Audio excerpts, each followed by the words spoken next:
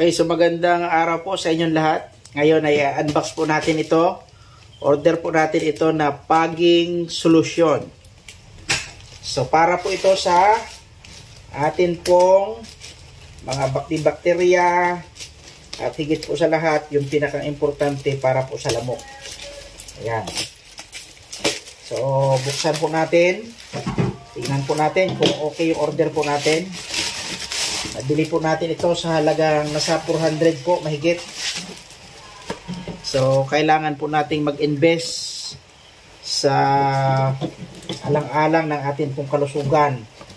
Kailangan po nating mag-invest kasi mas mapapalaki po tayo ng gastos kapag tayo po ay nagkaroon ng tinatawag na mga dinggi-dinggi na yan. Yan po ang napakahirap sa lahat. Yan po mga dinggi-dinggi.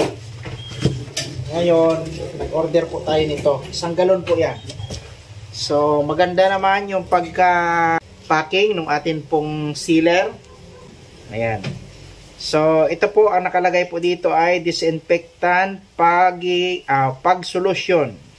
Antibacterial, antiviral, anti-mosquito.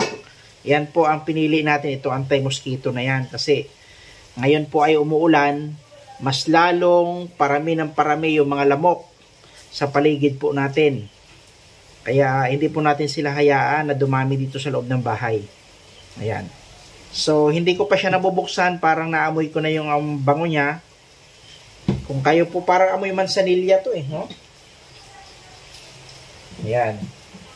So, base po dun sa binilhan natin, maganda naman yung kanyang reviews. Maganda yung mga comment ng mga tao doon. O, tingnan nyo, ngayon pa lang kinagat na ako ng lamok dito sa may puno ng tainga. Saktong pagkamot ko, patay din siya. O. Hindi na siya kasinong nakalipad. Kasi, ganun ang lamok kapag busog na. Mabagal na kumilos. So, yan ang dahilan kung bakit bumili tayo nito. Marami ng lamok dito sa bahay. So, ayan po mga kaibigan. Nabuksan na po natin. At mabango po siya. Kuwan po siya. Ang tawag nito.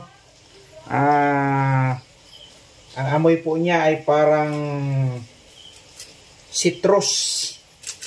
Yung mga comment nila doon. Ang bango. Nakaka-relax po yung amoy ng citrus eh.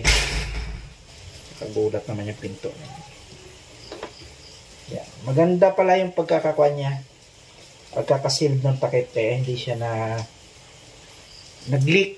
Kasi kung nag-leak yan, lugi tayo dyan. So ngayon, ang maganda nito, atin po siyang para kuha kasi may kuha na yung tawag doon, parang may naglatak sa kanyang taas. Kaya kakalugin natin siya. Kalog para mag-mix talaga.